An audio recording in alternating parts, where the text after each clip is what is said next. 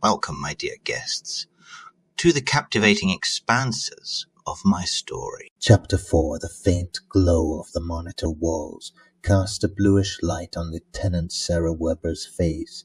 By Kasach Standard Time, Beta Shift was approaching its 8th hour. The space station's recycled air smelled of ozone and the bitter aroma of synthetic coffee. The control room's observation dome offered a breathtaking view of the orange-colored KV star of the Phipaa system.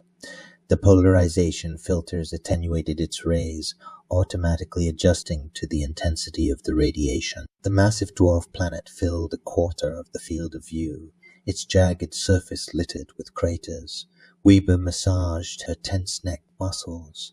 The rotation only partially compensated for the station's weightlessness, which led to muscle fatigue after long hours at the console. The sensor data from the platform scattered throughout the Raijuhan system ran across her displays as usual, routine monitoring of the neighborhood.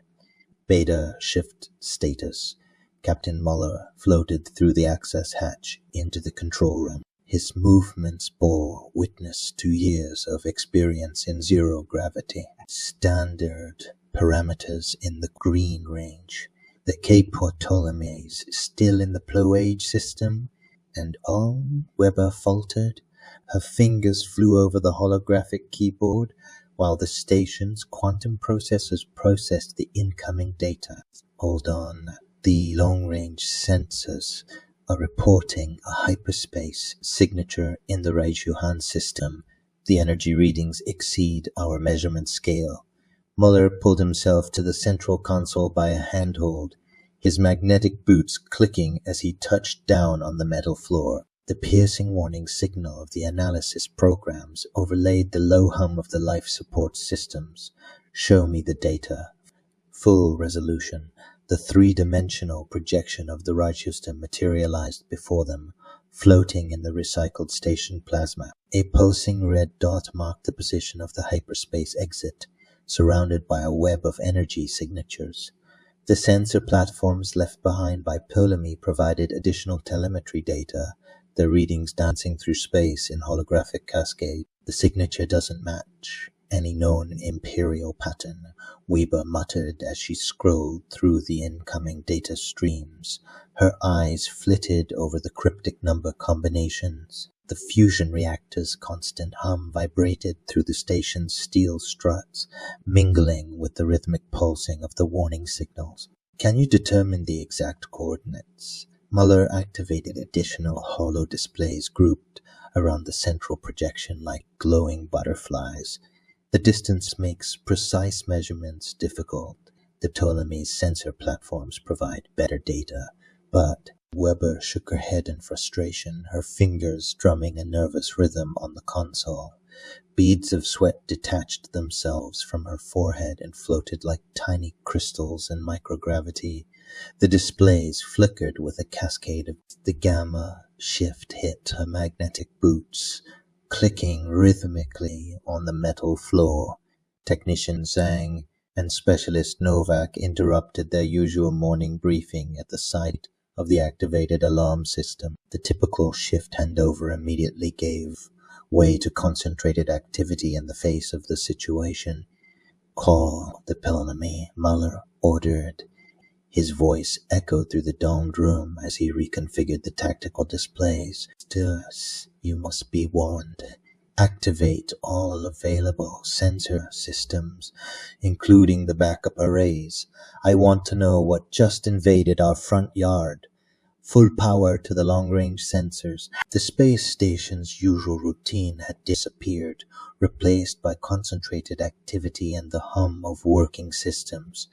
Emergency protocols were ramped up and power lines hummed with increased load through the dome. The endless depths of space could be seen broken only by the glistening dots of distant stars and the majestic arc of the asteroid belt, its boulders hovering like dark sentinels against the backdrop. The massive ice rings of the fourth planet cast a ghostly light on the shiny hull of the EK Ptolemy.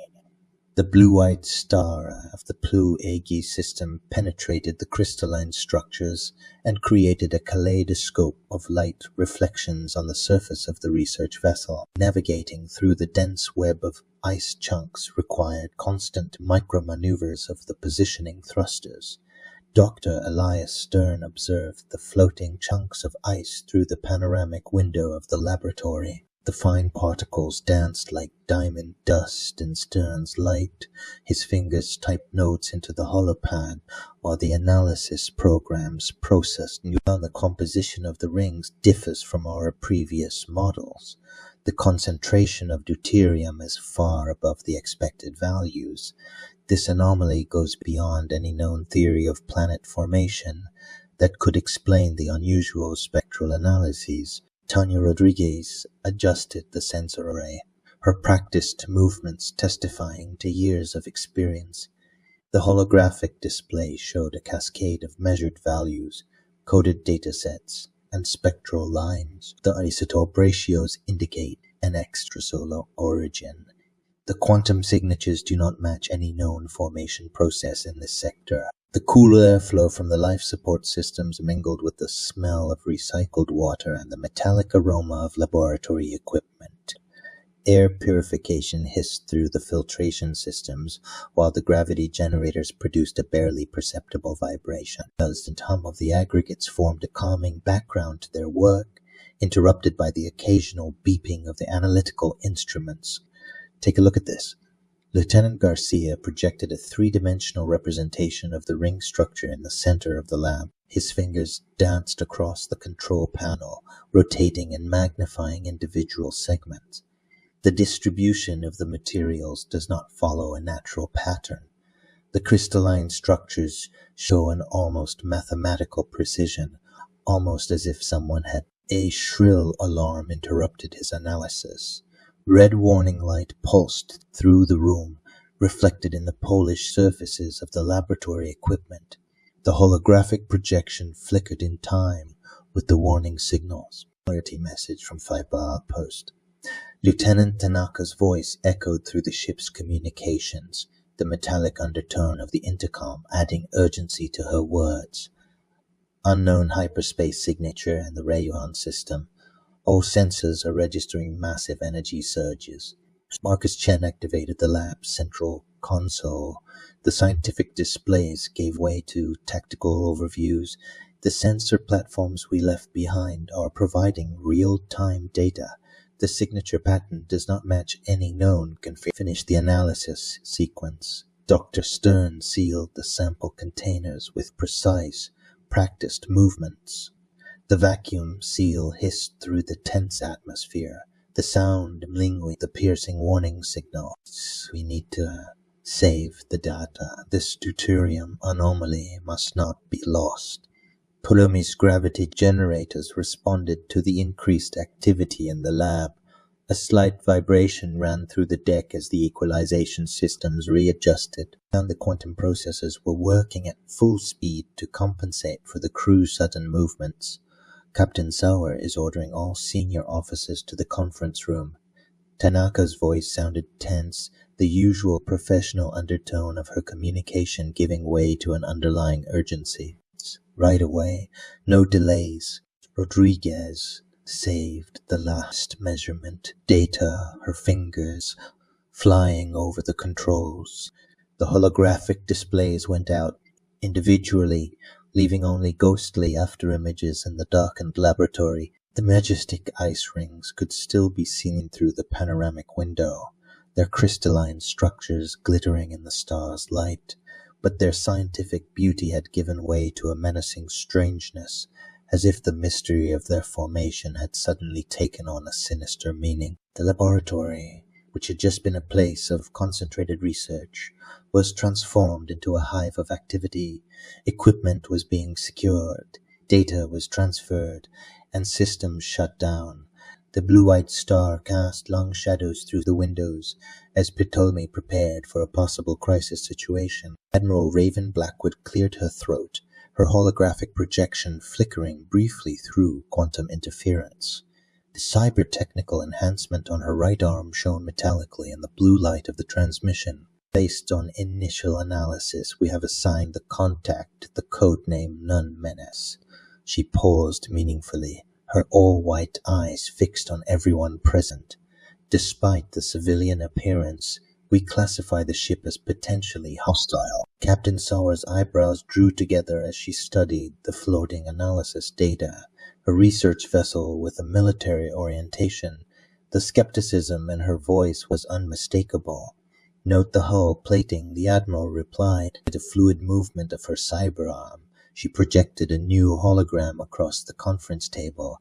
The reinforced sections of the ship's hull rotated slowly, highlighting details of the surface structure. The entire hull is reinforced with a multi-layered alloy that our sensors have difficulty penetrating. No civilian research mission would require such sophisticated defensive measures. Captain Muller from the Phipaa outpost stepped in, his voice crackling slightly through the quantum link. His station's hologram displayed a cascade of sensor diagrams. Our long-range sensors have also detected cloaked weapon systems. They're cleverly integrated into the ship's structure, disguised as scientific sensors, but the energy signatures are military.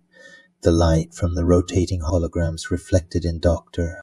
Stern's glasses as he studied the data. His fingers slid through the projected cross-sections of the ship. The supposed research superstructures could efficiently serve as camouflage for offensive systems. The arrangement of the modules followed a pattern that was too precise. What's more disturbing, Admiral Blackwood continued, her cybernetically enhanced eyes fixed on a point in space, is that their sensor systems are methodically scanning every cubic kilometer of the system.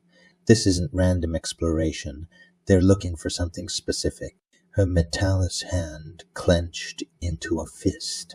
Tanya Rodriguez leaned forward, her fingers dancing across her data pad.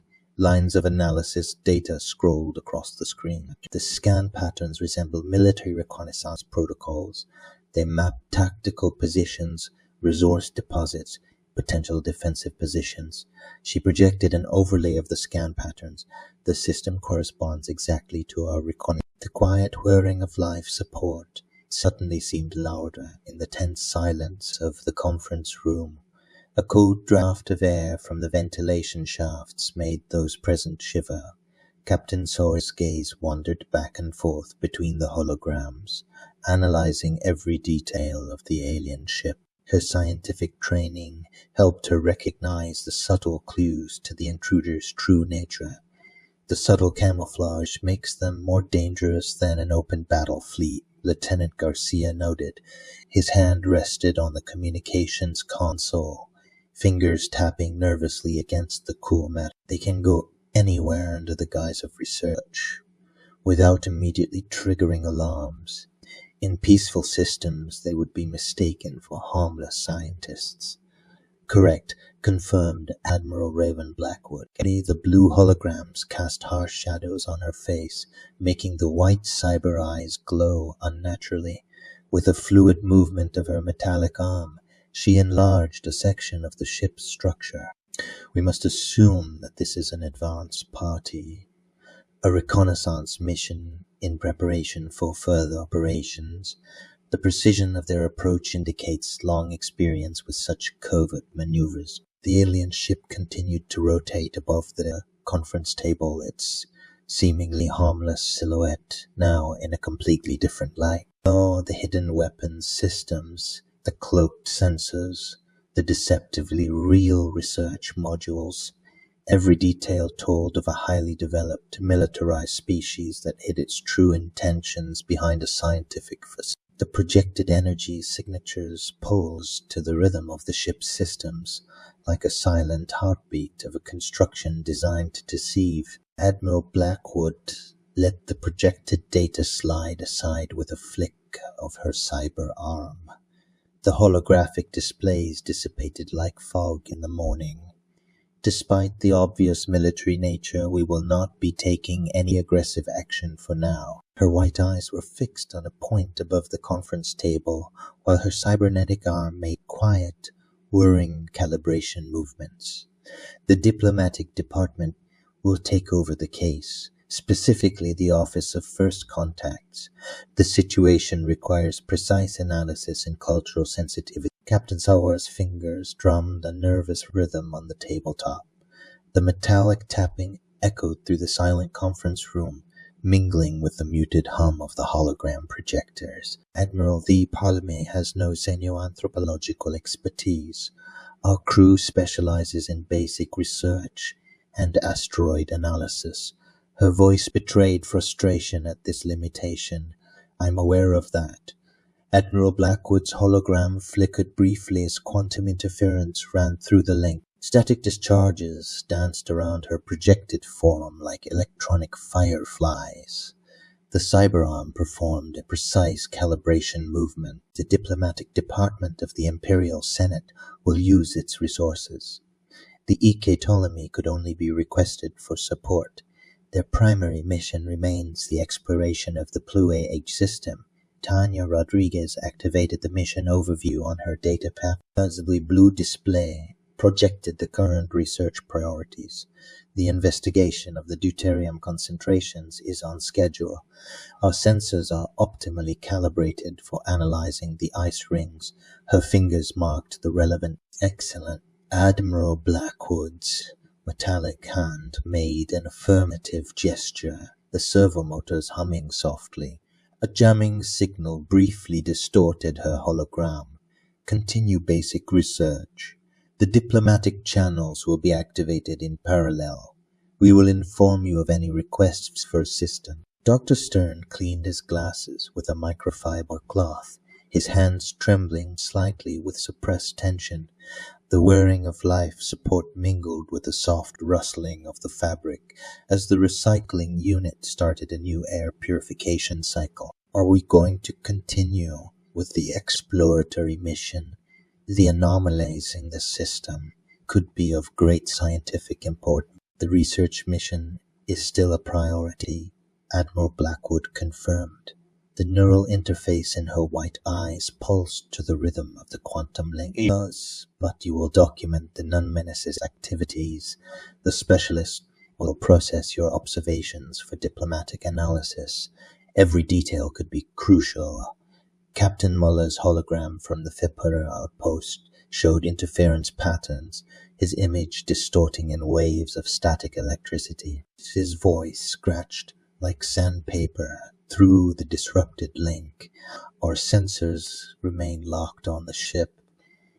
Any change, of course, or any unusual energy pattern will be reported immediately. The sensor drones are already in position. The temperature in the conference room seemed to drop as the cool air flowed out of the ventilation shafts, spreading the smell of recycled metal. Captain Sauer watched the rotating projection of the cloaked ship, her fingers drumming a nervous rhythm on the arm of her chair. The scientific camouflage now appeared like a thin mask over a predator's face, each supposed research module revealing its true, menacing nature.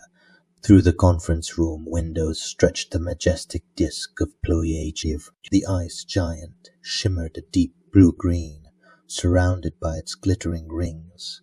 The EK Ptolemy glided in its stable orbit through the planet's shadow.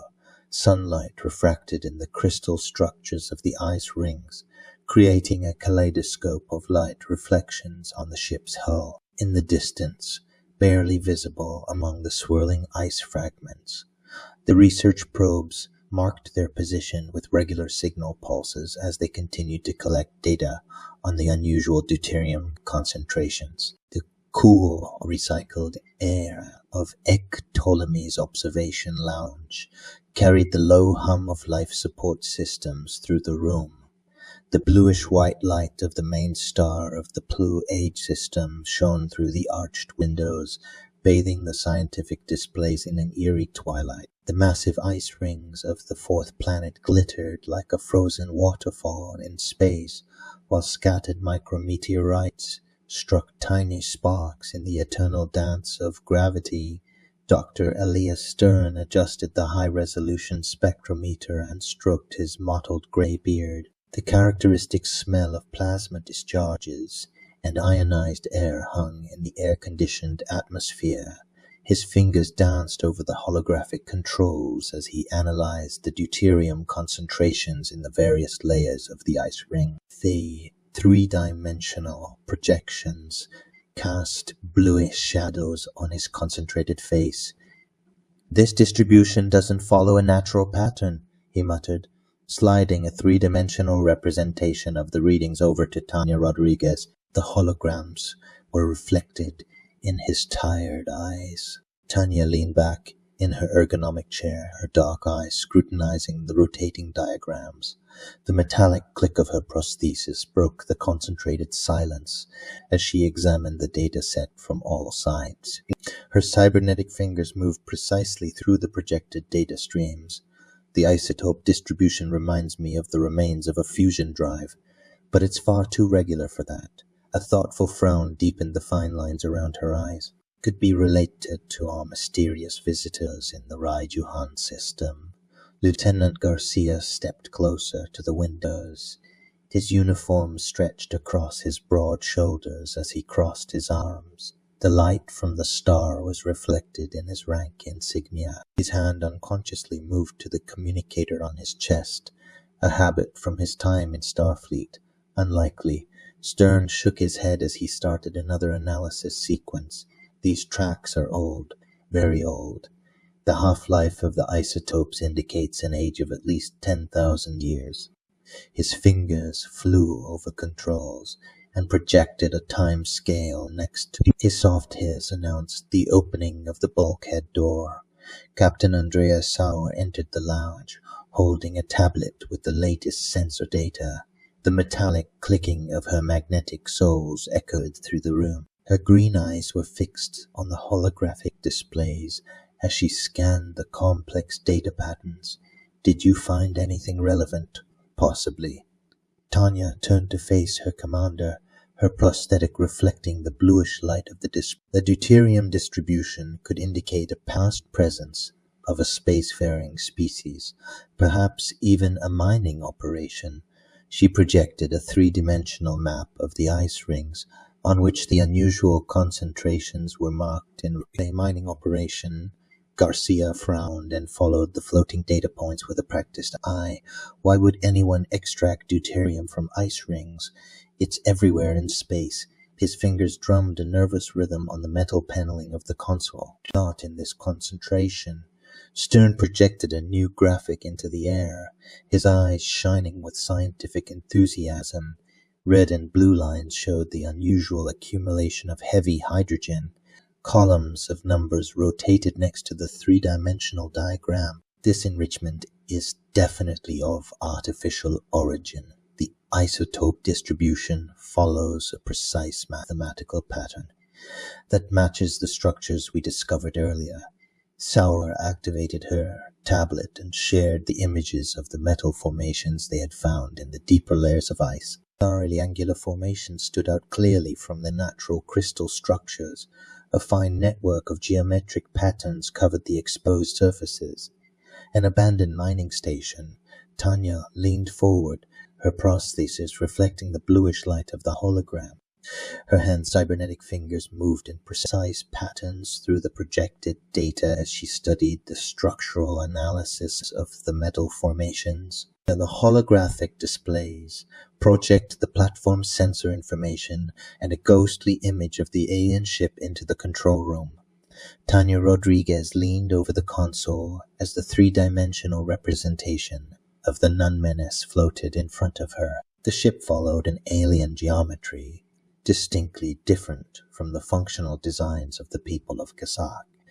The hull stretched out in a curved delta configuration, remotely reminiscent of the outstretched wings of a flying dinosaur. The bronze-colored outer hull was covered with precisely arranged hexagonal plates, overlapping in a complex pattern.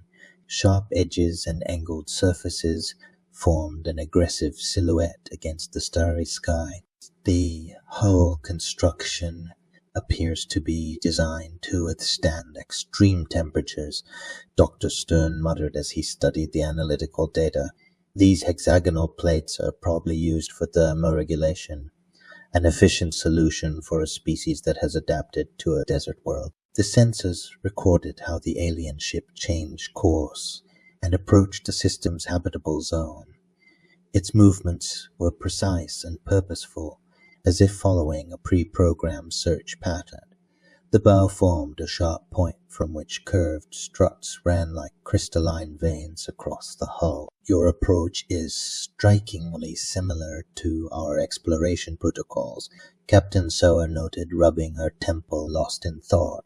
A systematic analysis begins with potentially habitable regions, followed by a methodical mapping of the entire system. It seems paradoxical. Despite their alien nature, they developed similar strategies to Lieutenant Garcia traced the ship's telemetry data, his fingers dancing across the holographic controls. The propulsion signature is peculiar. The power distribution is concentrated at the stern in these symmetrical focal points. He pointed to an arrangement of pyramid-shaped structures arranged in a perfect hexagon. The energy levels are beyond anything we've seen before, at least a factor of 3 above our most advanced drives. The hologram showed the non-menace approaching Raijuhan Atlas. The powerful engines pulse in a deep red, reminiscent of the heat of a desert sun. Energetic emanations formed geometric patterns on the stern, reminiscent of crystalline structures. With each activation of the drives, the sensor displays flickered under the immense release of energy. The interference patterns on the screens are distorted into abstract fractals. The entire design points to a species that evolved in extreme heat, Dr. Stern said, leaning closer over the displays. These regular patterns of cooling systems follow the same mathematical principle as crystal structures, and these precisely arranged openings. He pointed to a series of diamond-shaped incisions that opened and closed rhythmically. They could be used for temperature regulation and optimized for maximum efficiency. The design is reminiscent of heat dissipation in mineral structures. The sensors recorded how the alien ship swung into a polar orbit around Raijuhan Atlas. Its crystalline hull reflected the pale light of the 3 moons in a hypnotic play of light and shadow. The geometric patterns on its surface seemed to pulsate in the moonlight as if the ship were breathing. Energy streams ran through the hull like glowing veins in a transparent stone. With the temperatures on Raijuhan Atlas, our heat-loving visitors are likely to be quite disappointed. Tanya Rodriguez remarked. The sensor data for the ice planet scrolled across her screen. A world of permafrost and snow. Dr. Stern muttered, shaking her head. If they're looking for a second home, they won't find it here.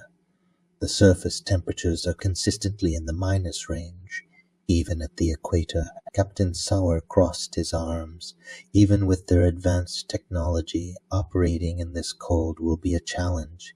The energy costs for thermoregulation alone. She pointed to the engine emissions displays. At these levels, the systems would probably freeze as soon as they throttle back to power. At least they have an excellent view of the 3 moons, Garcia interjected dryly. A suppressed laugh went through the control room as they watched the alien ship make its first lap around the frozen giant. Hey, I would be happy if you could give my video a like, leave a comment, and subscribe to my